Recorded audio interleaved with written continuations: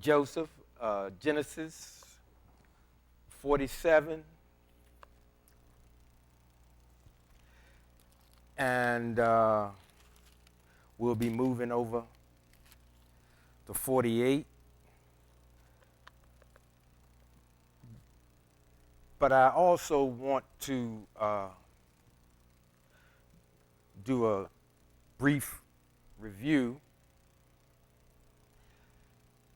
And I want to get to the place where Joseph's father and his brothers, they've all returned.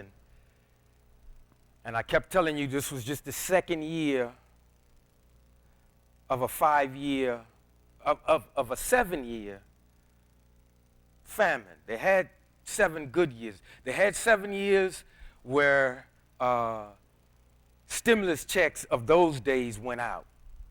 There was a lot of gathering. People were living pretty good. Some of them might not have had to work. Some of them maybe had to stay home for a while, but the checks kept coming. And some of them at the time were making more or receiving more than they were when they were working. Sounds kind of like us. But then those 7 years of gathering came to a close, and then the challenging years came on the scene. And in the beginning, just like they did, some got comfortable with the way things were in the 7 years when the stimulus checks were going out of that day.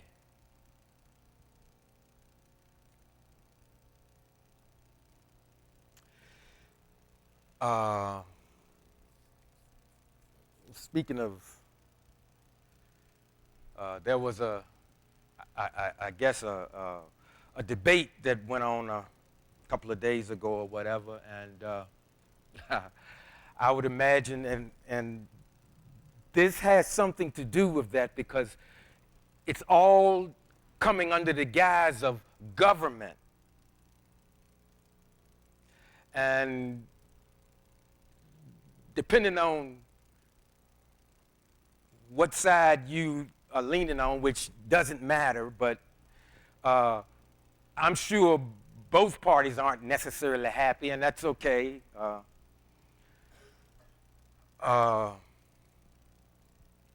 But a lot of people are really puzzled. Some are disheartened, just like they were at the time. And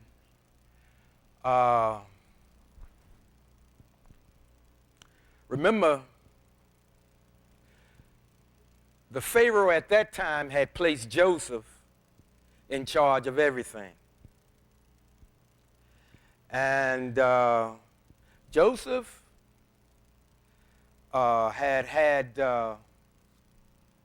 many things shared with him about himself with the Most High, and we all know the story about, for some reason, it seemed like Joseph just couldn't keep good news to himself. He shared some things with his father, and his father said, hey, son, I'm paraphrasing, basically, that's nice, but hey, let's just keep that between us.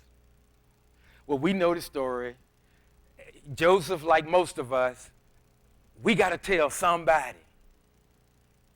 We got to tell somebody. You know, back then, they didn't call it that, but they were giving testimonies back then like they're giving now.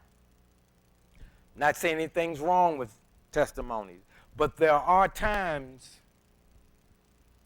where some things that are good, you might want to keep it to yourself. Now, I'm not saying, because this is what has slowed the blessings in some of our lives. If things seem to have dried in our lives, we might consider this. Look back at the last time something wonderful really happened and you know that the Most High had a hand in it. And I'm going to ask you a question, and don't answer, just think about it during the course of the day. The last time you truly got blessed from on high, it doesn't have to be financial, just the last time you know he smiled on you. Were you the only one that benefited? Just think about that. And sharing it with your circle of influence, it counts, but is that as far as you shared the blessing? And I'm saying that for a reason.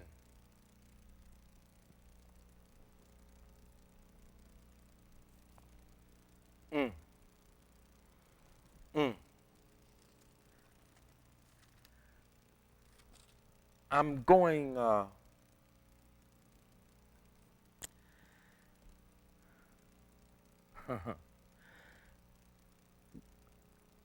we remember this was year 2, and I'm not going to go over all of that, but I am going to start in, I said 47.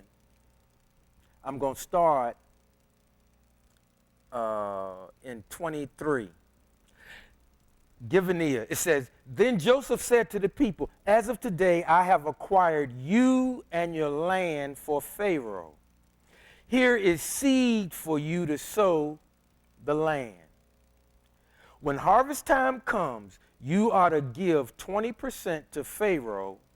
80% will be yours to keep for seed to plant in the fields, as well as for your food and for that of your households and your little ones. Now, the last time I had the privilege of coming before you, we went over that verse. Something was being established by Joseph. Remember, the people gave up their livestock. They gave up their money. They gave up, really, they gave up all their assets. And each time they gave up their assets, Joseph acted with integrity, but each time they gave up something, he gave them something. And so there was an exchange. There was what I will call again reciprocity. See, it wasn't one-sided. And see, for our relationships to flourish, there's got to be real reciprocity. And again, I know that nowadays on the dating scene, there's a lot of discussion about people are talking about these 50-50 relationships. I'm not talking about that. I'm talking about reciprocity from the way I understand in the scriptures. When you have a real relationship of reciprocity, you really don't keep score. Now, in business and things of that nature, you want to hope that your partner or whoever or the corporation, that everyone is trying just as hard as you are.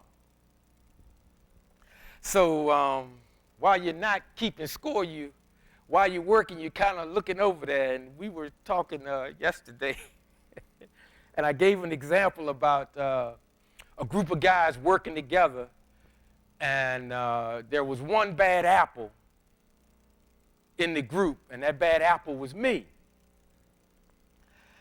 And I asked the guys, how would they feel if we were given a mandate and all of them were pulling together and getting things done, because there was a bonus at the end of this. And every man that was there, he was working for his family. And I was there, And I was saying, hey, I'm with y'all. I'm working for my family too. Except I kept taking bathroom breaks. Then I went to lunch and stayed an extra 20 minutes. Then my cell phone started ringing while they were working. And of course, they were successful. They got the task done, and we all got bonuses. And then I had the nerve to say, guys, we sure did a good job.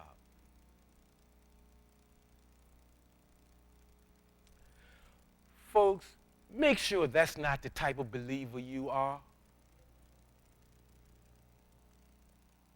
And that's in your relationships, your friendships, your marriages. Don't go on break all the time.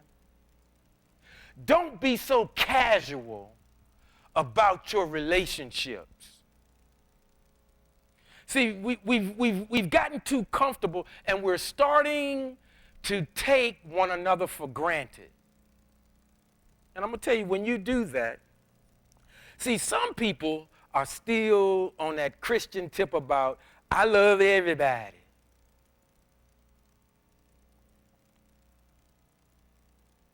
And so they won't say anything. And then some are of the impression, again, because of what we've been taught through system teaching, I'm not going to say anything because I want to keep the peace. Well, false peace or phony peace is not peace.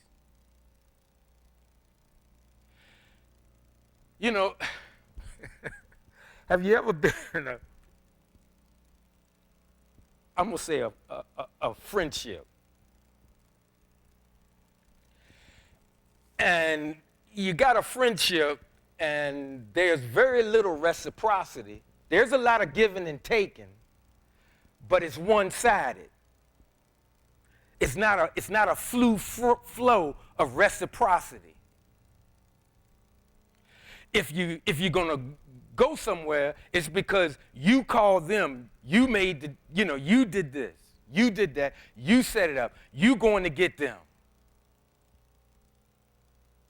If you go out for a burger, you probably pay the tab. And so when they got a situation, they call you, you respond.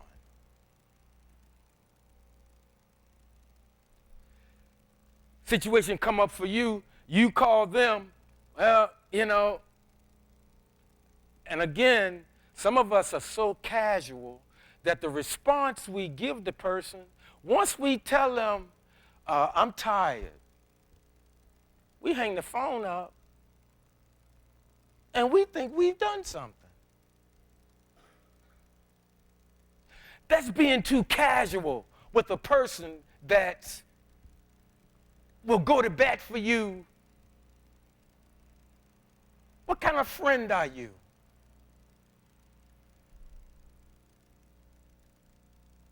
Is all of that in? Yes, all of that is in here. Now, I'm going to get to it. See,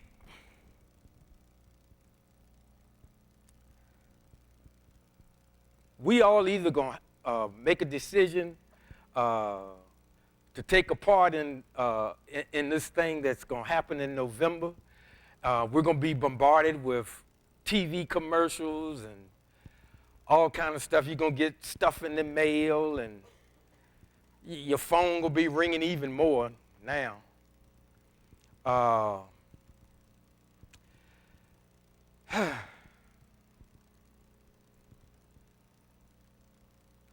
On top of economic concerns. Layoffs are still happening, folks.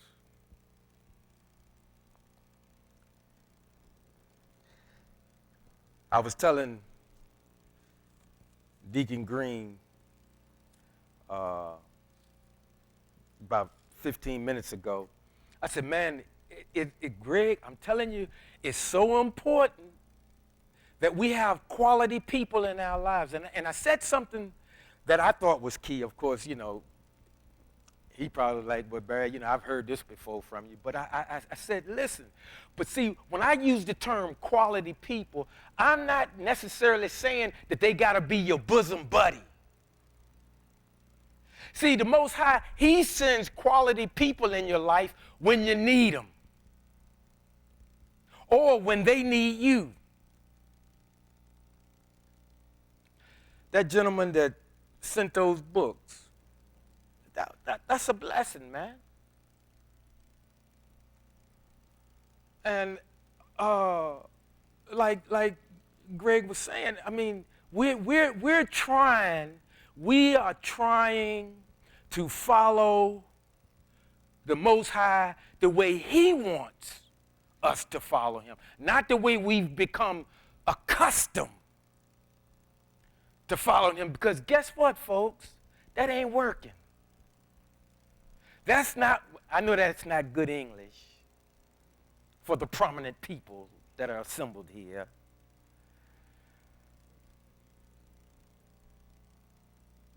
But that stuff don't work, man.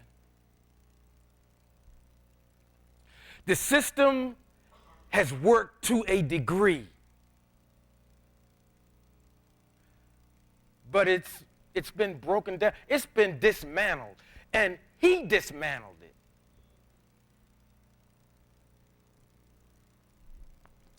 And he did something here. We're going to get into it. Listen to this. It says, they replied, you have saved our lives. So if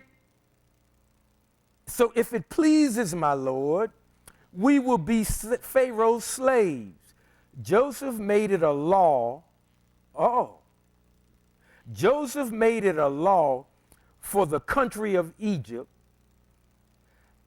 valid for this day, that Pharaoh should have 20%, only the property belonging to the priests did not become Pharaoh's. Now, again, usually when we hear Pharaoh, we think bad guy. But once again, Greg had pointed out that one time there were good pharaohs, there were not so good pharaohs. We've had, some would say we've had good leaders, and we've had some not so good leaders.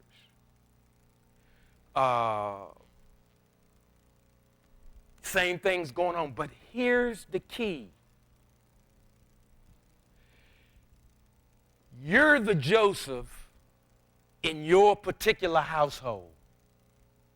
Let me say that again. Everybody that's here,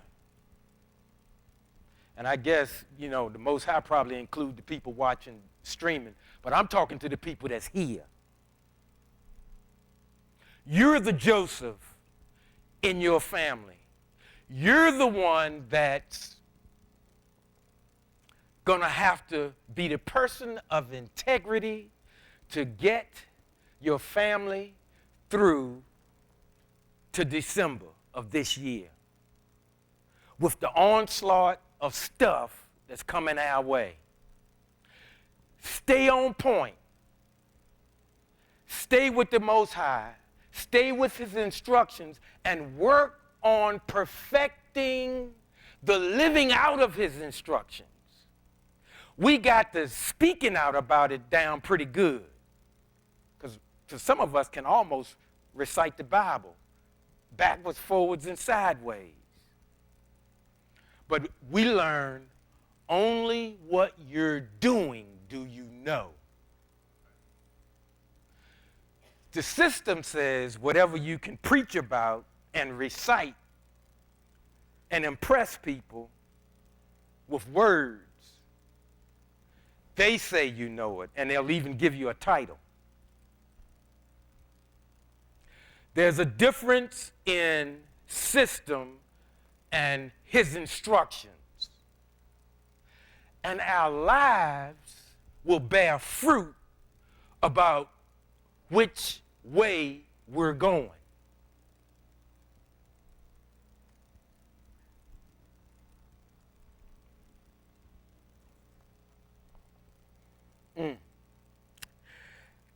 They replied, "You have saved our lives, so it pleases my Lord. We will be Pharaoh's slaves."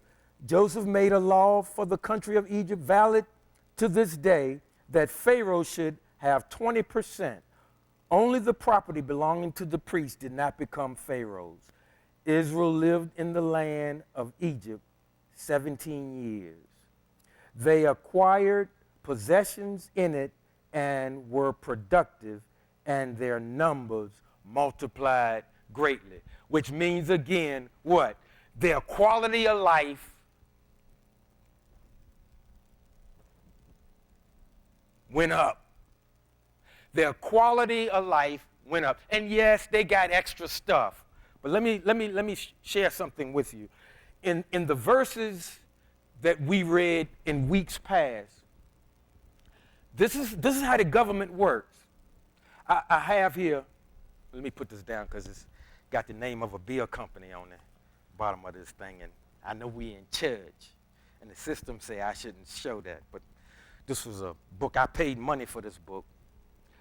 But given here, it says, I have here, remember, Joseph knew of the 7 years of feast and the 7 years of famine. During the 7 years of feast, the government stored up. Government saved, stored up grain. Things were privately owned by the people prior to the 7 years of famine. You see, a lot of us, and again, I know my situation, so I don't know your situation. So I'm not talking about anybody. And again, the Most High didn't reveal anything to me about any of your personal situations. So please, if you get mad at me, you just get mad at me. But I'm not talking to you. Okay? Things were privately owned by the people prior to the 7 years of famine. When the stimulus checks were flowing and you didn't have to go to work, things were good. I mean, people were playing, I was going to say video games, but you know what I mean, on the computer, didn't have to work. Did you know that the savings rate went up? People even were saving money. So they were stimulating the economy, but they were saving money too. That was good. That was wisdom. That was wise. Then they had what? EIDL loans and all kind of grants you could qualify for. You remember that? And they were saying you didn't have to pay some things back. And I know the franchise company that I got a franchise with, they were telling us, yeah, get that money. That's free money. Get free money. I had some of the others, hey, what are you going to do? I said, well, I'm going to just, I'm going to do what I always did. I'm going to live off my company. And that's what I kept doing. I remember my dad asked me, boy, you get one of them stimulus checks? I said, no, I didn't. But I knew he got one. And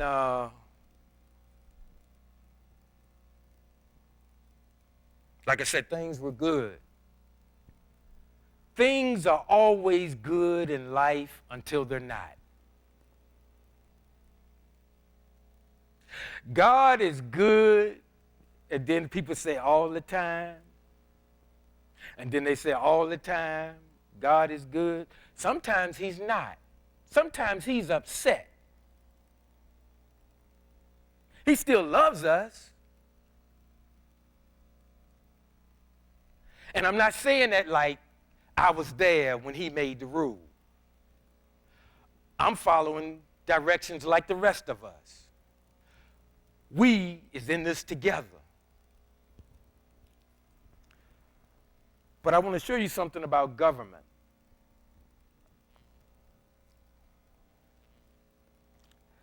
Things were privately owned prior to the 7 years of famine. But then people were forced to spend all their money when the famine hit.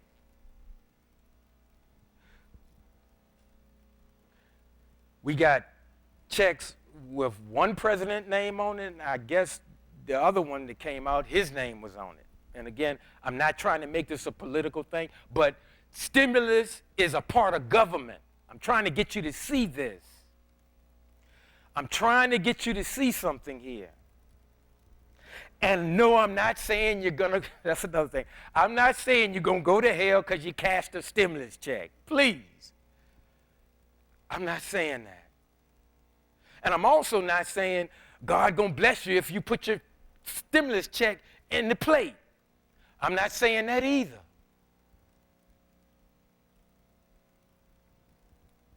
Now, the system might make you think that.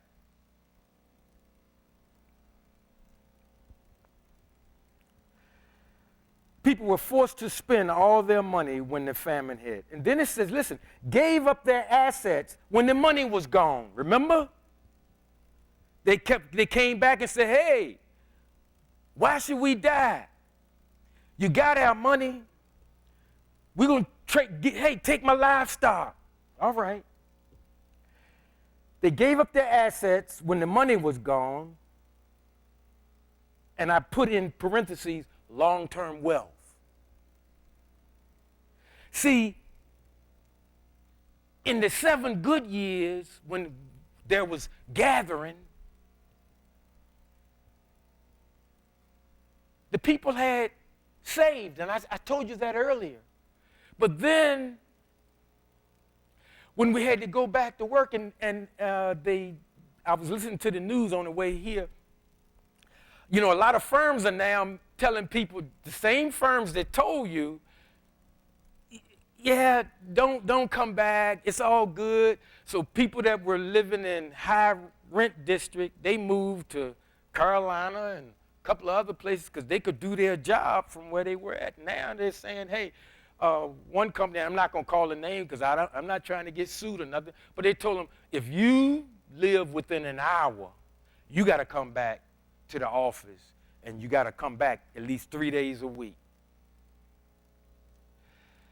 And I was surprised because I said, man, we just don't learn. Do you know some of those employees basically gave their employer the middle finger? I'm going to tell you, listen, America, we are a nation of entitled people. This is not the time to be giving your employer the middle finger.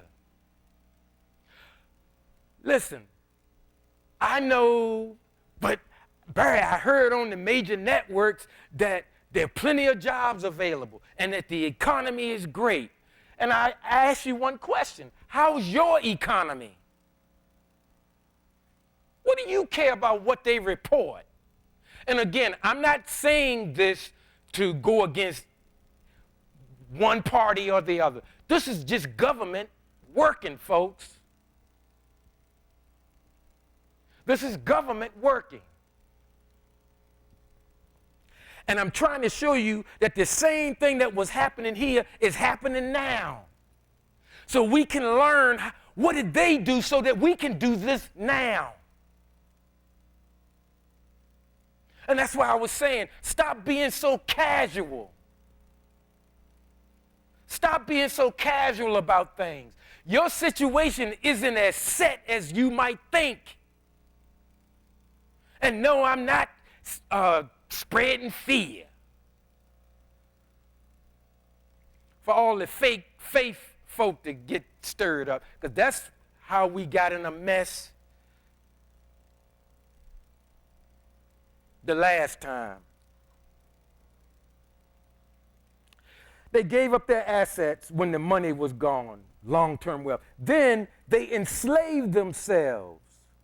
And I wrote down, I said, listen, and this is for us today too, and it was for them then. If you don't want to relinquish your rights, then don't give up your responsibilities. If you don't want to relinquish your rights, don't give up your responsibility, because when the government gives you something, it takes something away from you.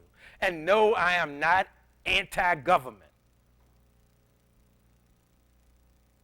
But it's like medicine. Read the label, follow the instructions,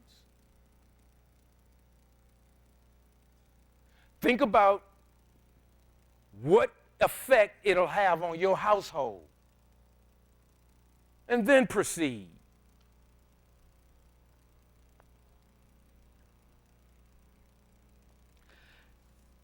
Now, I'm going to read again. It says, Israel lived in the land of Egypt 17 years. They acquired possessions in it and were productive, and their numbers greatly multiplied. But here again, listen, that was under the Pharaoh that Joseph had favor with. But guess what? A new Pharaoh came on the scene. Well, Barry, that sounds mighty familiar to what could possibly happen. And again, I'm not trying to make this about what's going to happen. I'm trying to show you the similarities.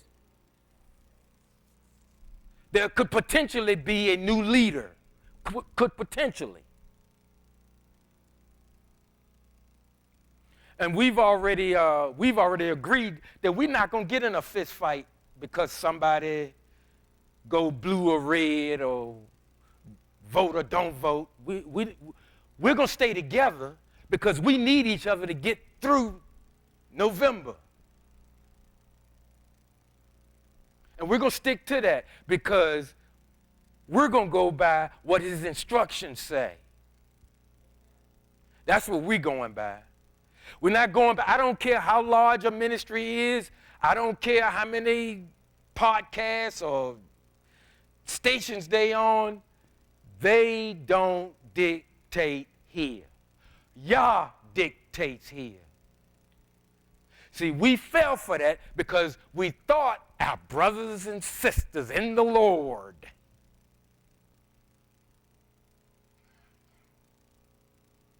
was telling us right.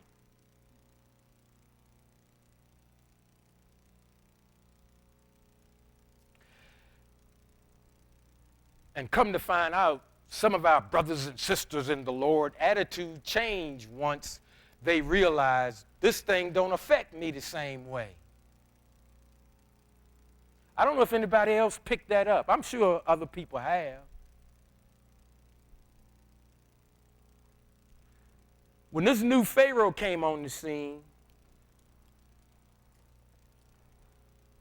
let's watch what happened. It says in 47 further, it says, Jacob lived in the land of Egypt 17 years. Thus Jacob lived to be 147 years old. The time came when Israel was approaching death. So he called for his son Joseph and said to him, listen at this now. Now remember all of what happened. Joseph, all the things that Joseph had shared with his father came to pass. And, we know this story about all of what he had been through. But I thought it interesting that this took place. Watch this. He says, this is his father talking to him. He said, if you truly love me, please put your hand under my thigh and pledge that out of consideration for me, you will not bury me in Egypt. Now remember, the Most High had told Jacob, don't worry, go on down there. Your son, he gonna hook you up. Your quality of life is gonna improve. And of course, the Most High, he don't lie. Now, he can call those things to be not as though they were.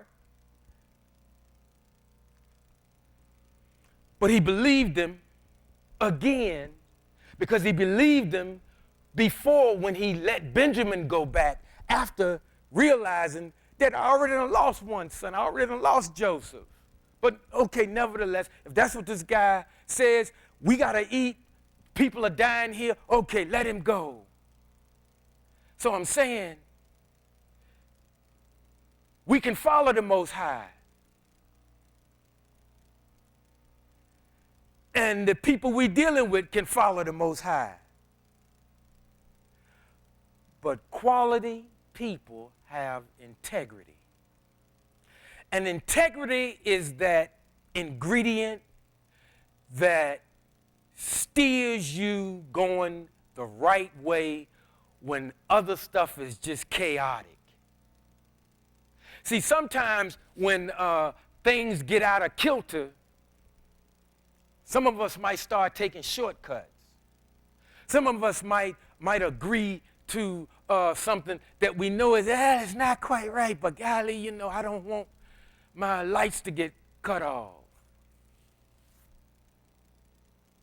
Some of us might feel like we're in a position, well, now, are you trying to get me to compromise the instructions that I've been given? And I said, we're situation. I said, well, Greg, look, man.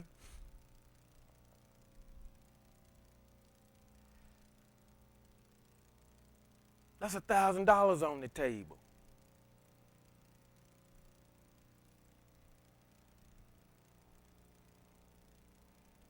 And you say, well, man, no.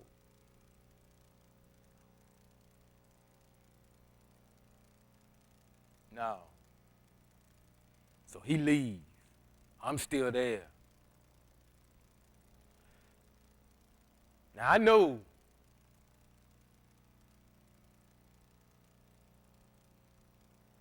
what's right.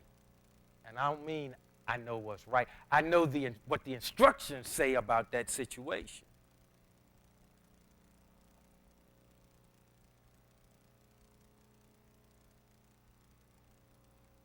Now, if I choose to continue to follow Torah, I'll walk right out with Greg. But if I follow system teaching, I'll think that $1,000 is the answer to my prayer.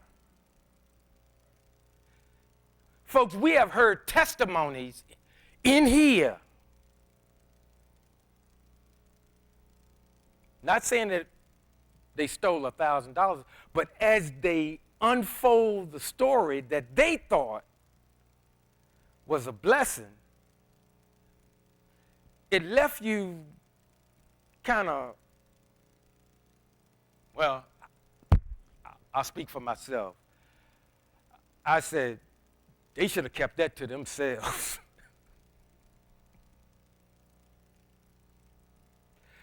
Which goes back to sometimes, folks, we as believers, we talk too much.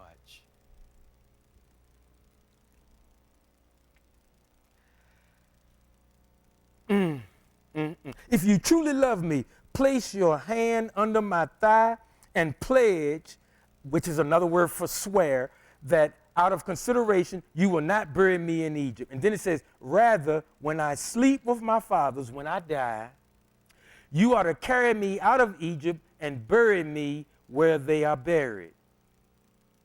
And then Joseph said, I will do as you have said. And then his father says, swear it to me. And he swore to him.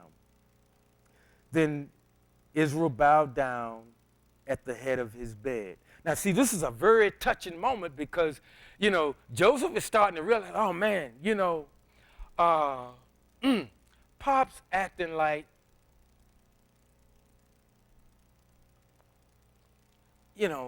I got him down here, he living large, everything's good. Why is he talking like this?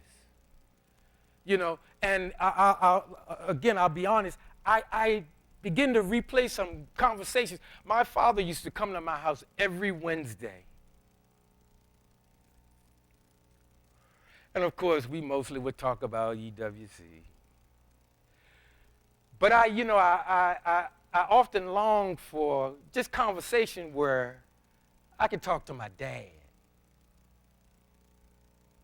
Let me say that again. I often long for conversations where I could just talk to my dad.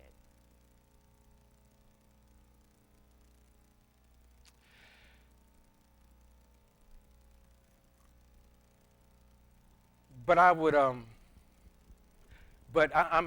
going somewhere with this. What I learned about my father was some of the things that some of the things that he would talk to my siblings about that he wouldn't talk to me about. Okay. And a lot of that was because he knows what a knucklehead I can be if I get to act in a certain way that I shouldn't be. So, but I used to always ask him, and he never would answer. I said, Papa, are you happy? Because see, that's really all I ever wanted was for him to be happy. And I'm telling you, folks,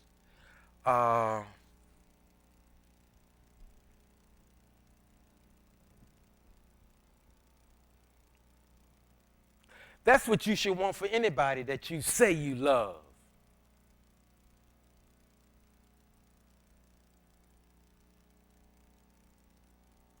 And my heart is getting full because, see, yes, I'm talking about my dad, but I want you thinking about your folks, your family. Stop being so casual. Stop taking folks for granted. Don't do that. Don't do that.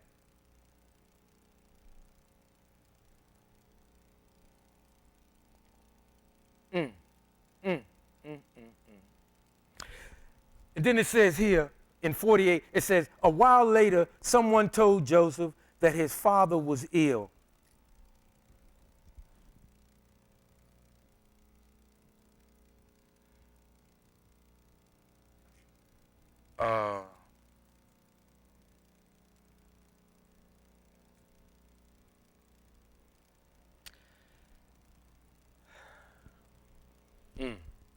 That his father was ill. He took with him his two sons, Manasseh and Ephraim. Jacob was told, here comes your son Joseph. Israel gathered his strength and sat up in bed. Jacob said to Joseph, El Shaddai appeared to me at Luz in the land of Canaan and blessed me, saying to me, I will make you fruitful and numerous. I will make of you a group of people, and I will give this land to your descendants to possess forever. Now that's key, folks. Now your two sons who were born to you in the land of Egypt before I came to you in Egypt are mine. Listen intently now. Ephraim and Manasseh will be as much mine as Reuben and Simeon are. They are the children born to you after them will be yours. Now, I don't know how many of you have read this 100 times, but did you hear what I just said? That's deep. And there's a reason for that. And I don't know exactly why it was that way, but it was that way for a reason. I do know this. I made some notations. Remember when I'm kind of getting ahead of myself. Remember when he crossed his hands to bless the two sons? Right there, Jacob changed tradition. Why? Because the right hand usually always went on the firstborn.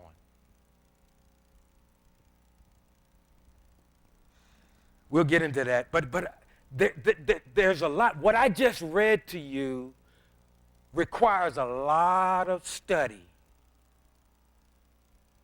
Because they didn't just write it that way just to make it interesting.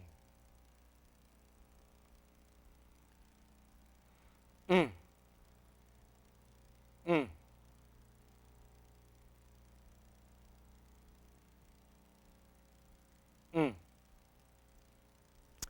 The children born to you after them will be yours, but for purposes of inheritance, they are to be counted with their older brothers. In other words, because we do know that before he went to sleep, he called all of his sons and he read their mail. He read their mail. He told them about themselves, what he had seen in their lives before he went on. That's key also. But he made Manasseh and Ephraim, or the way we learned it, Ephraim and Manasseh, he put them on par with his other sons for a reason. But it was mostly dealing with inheritance. And that's key. Inheritance is important. Inheritance is important because, again, we are too casual about a lot of things. And again, I don't know anybody's situation, but how many times have maybe great-grandma or great-grandpa or grandma and grandpa passed, they had some property, and they wanted to leave something.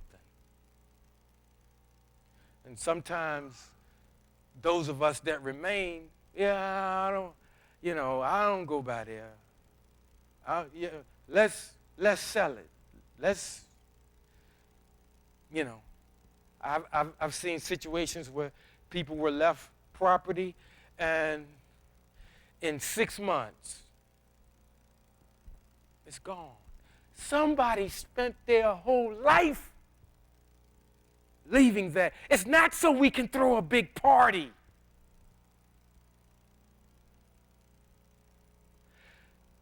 Barry, are you trying to tell people what to do? That's their family business. No, I'm not. That's not what I'm doing. I'm saying, folks, wake up. Stop being so casual about everything in life.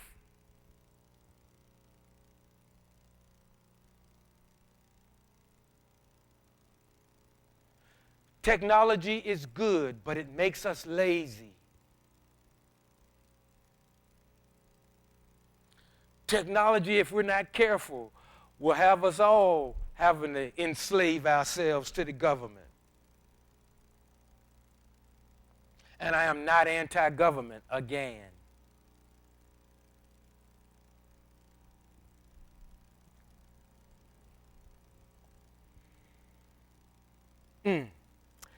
Now listen, he says, the children born unto you after them will be yours, but for purposes of inheritance, they are to be counted with their older brothers.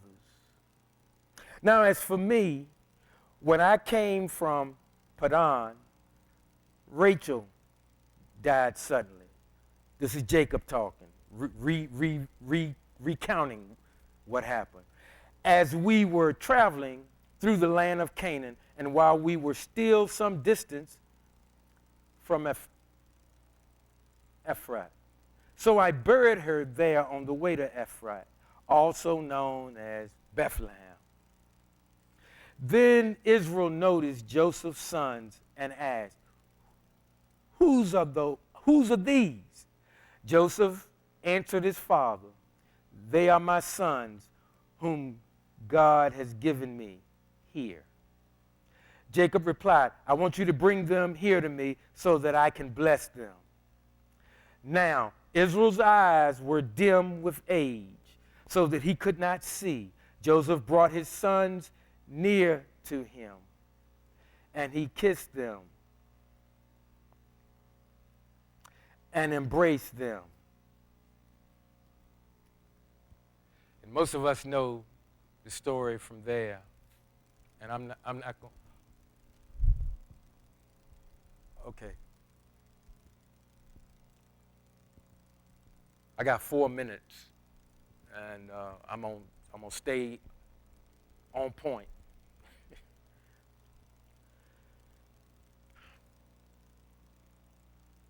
His father said, listen, if you truly love me, put your hand under my thigh and swear to me that you will bury me not here in Egypt. And Joseph said, I will. And then when he said, I will, he said, swear it to me. And then he had to do that. And back in the day, that's how they did. Because, and I'm not trying to be crude, by slipping your hand under a man's thigh, that's close to his reproductive glands. So when you do that, you're kind of like swearing on your own progeny. So that's a very serious thing. That's not just, pinky square type stuff that we do. And see, really, you don't make an oath with a person that has no integrity. Let me say that again. Don't make an oath with a person that has no integrity.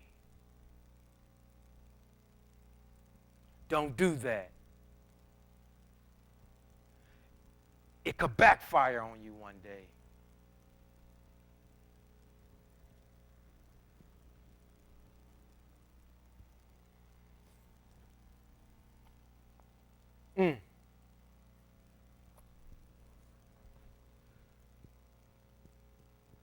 Jacob and Esau.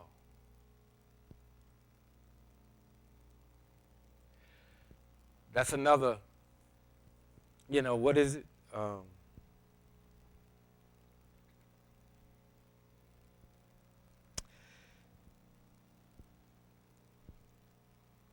Jacob did what? Dressed up, or his mother encouraged him, put on some furry stuff so that his father would think he was Esau. Remember, Jacob's name meant trickster. Remember that. And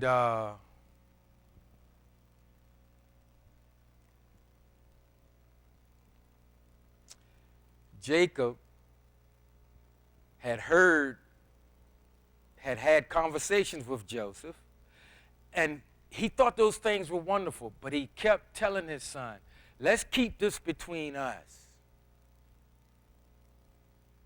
See, our parents, and I see I got 1 minute. Our parents sometimes can see stuff about us that either we choose to ignore or we don't want to change.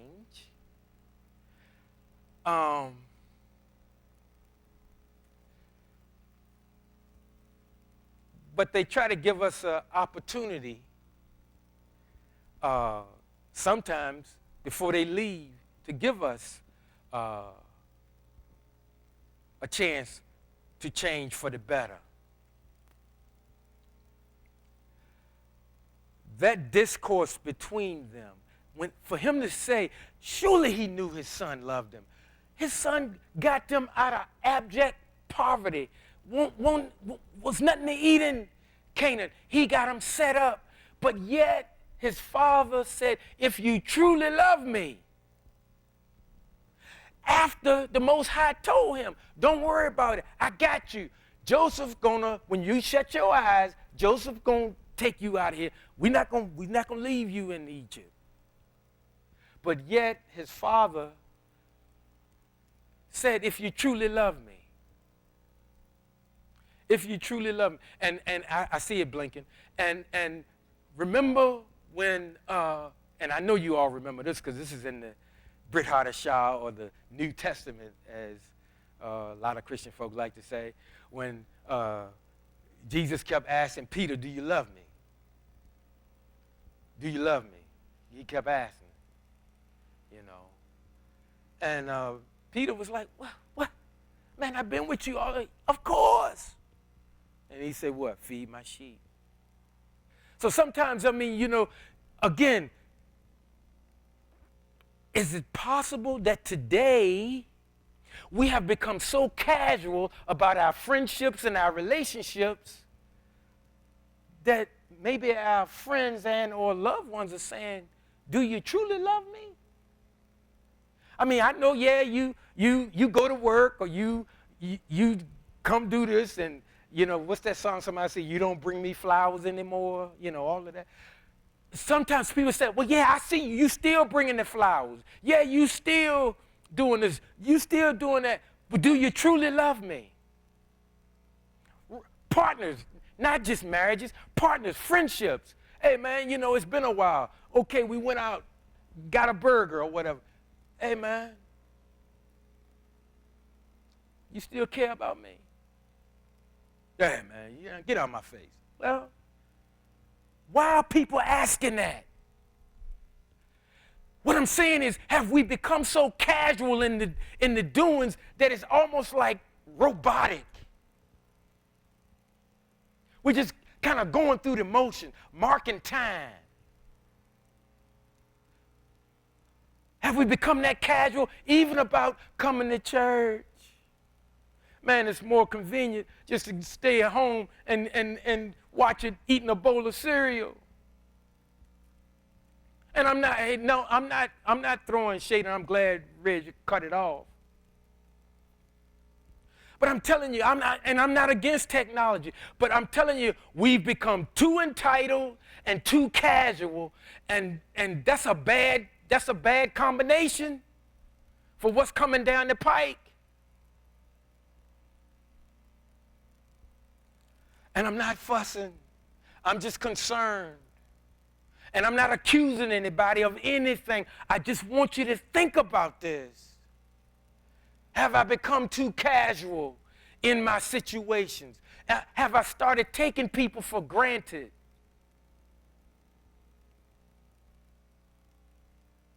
Because I'm telling you, man, in a few days, we're gonna need some quality people in our lives. And they may not be your best buddy. Like that gentleman that sent those much needed books. I thought that was wonderful. God bless you.